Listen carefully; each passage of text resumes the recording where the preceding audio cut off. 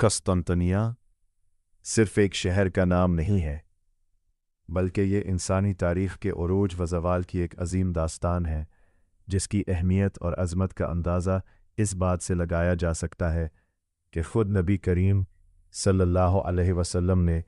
اس شہر کی فتح کے بارے میں ایک عظیم پیش گوئی فرمائی تھی۔ حدیث مبارکہ میں رسول اللہ صلی اللہ علیہ وسلم نے فرمایا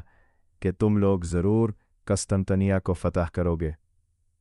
پس کتنا بہترین ہوگا وہ امیر سپہ سالار جو اس کا امیر ہوگا، اور کتنی بہترین ہوگی وہ فوج جو اس شہر کو فتح کرے گی۔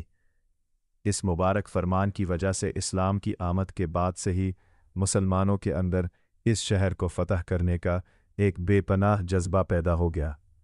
اور صحابہ کرام کے دور سے لے کر صدیوں تک مسلم سلاطین اور مجاہدین اس سعادت کو حاصل کرنے کی کوششیں کرتے رہے۔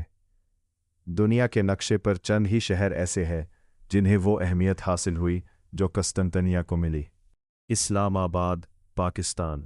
دنیا کے خوبصورت ترین دارالحکومتوں میں سے ایک، پاکستان کا دل اسلام آباد، مارگلا کی پہاڑیوں کے دامن میں گھرا یہ شہر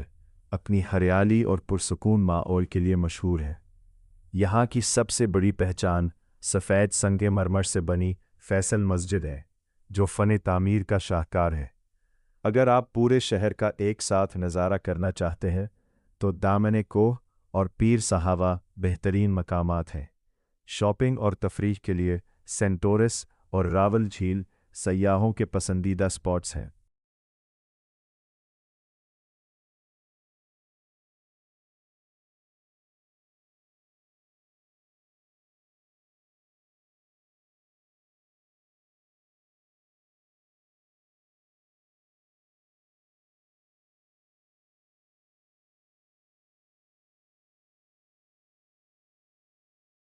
اس نے اس جگہ کو اپنی سلطنت کا نیا مرکز چنا،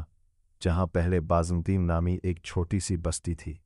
اور شہر کو نئے سرے سے تعمیر کر کے اسے اپنے نام پر قسطنطنیہ کا نام دیا، جس کے بعد یہ شہر مشرقی رومی سلطنت کا دارالحکومت بن گیا، اور یہاں عیسائیت کو سرکاری مذہب کا درجہ ملنے سے اس کی مذہبی اہمیت بھی بڑھ گئی۔ قسطنطنیہ نے بہت تیزی سے ترقی کی اور یہ دنیا کا سب سے بڑا تجارتی، ثقافتی اور روحانی مرکز بن گیا، جہاں دور دور سے تاجر، علماء اور سیاح آتے تھے۔ شہر کی حفاظت کے لیے شہنشاہ تھیوڈوسس دوم کے دور میں ایسی مضبوط اور 3 تہوں والی دیواریں بنائی گئیں جن کے سامنے گہری خندقیں کھدی ہوئی تھیں، جن کی وجہ سے قسطنطنیہ ایک ناقابل تسخیر قلعہ بن گیا، اور 1000 سال تک کوئی بھی دشمن ان دیواروں کو توڑ کر شہر کے اندر داخل نہ ہو سکا۔ اسی بازنطینی دور کی سب سے عظیم اور خوبصورت نشانی اییا صوفیہ ہے، جسے شہنشاہ جسٹینیان نے 6 صدی عیسوی میں تعمیر کروایا تھا، اور یہ اپنے وقت کی سب سے بڑی اور شاندار عمارت تھی، جس کا گنبد دیکھ کر لوگ حیران رہ جاتے تھے۔ اپنی دولت اور اہمیت کی وجہ سے قسطنطنیہ ہمیشہ دشمنوں کی نظروں میں رہا، اور تاریخ میں اس شہر پر درجنوں مرتبہ حملے ہوئے۔ نبی کریم صلی اللہ علیہ وسلم کی بشارت کو پورا کرنے کے لیے اموی دور حکومت میں مسلمانوں نے 2 بڑے بحرین اور زمینی محاصرے کیے، جن میں جلیل القدر صحابی حضرت ابو ایوب انصاری رضی اللہ عنہ بھی شامل تھے، جو اسی شہر کی دیواروں کے پاس مدفون ہوئے۔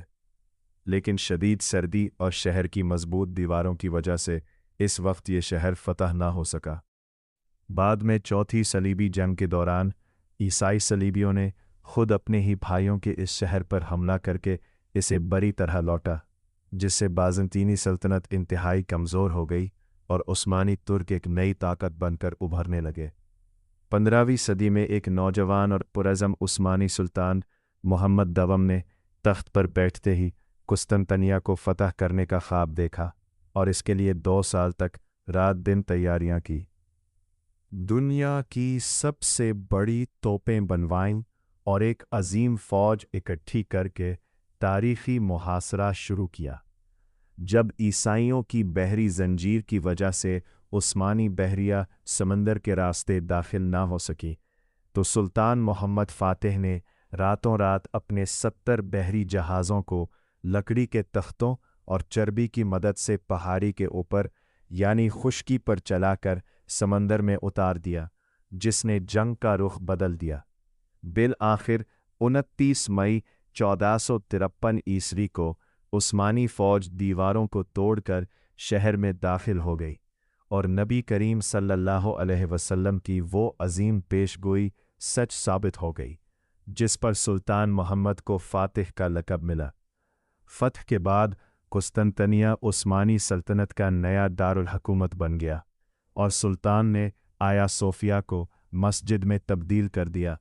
लेकिन शहर के ईसाइयों और यहूदियों को अपने मज़हब पर अमल करने की मुकम्मल आज़ादी दी। उस्मानी दौर में यहाँ शानदार मस्जिदें, मदरसे और तोपकापी महल तामीर हुआ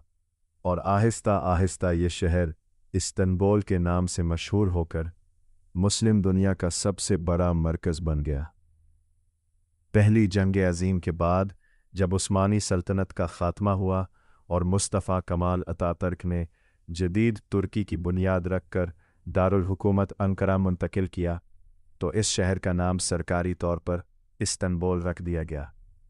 आज इस्तंबुल तारीख़ का वो आईना है जहाँ बाज़ंतीनी दीवारें और उस्मानी मीनार एक साथ खड़े तारीख़ की गवाही दे रहे हैं, और ये शहर हमें सिखाता है कि सल्तनतें बदलती रहती हैं, लेकिन तारीख़ के अजीम संगम हमेशा ज़िंदा रहते हैं।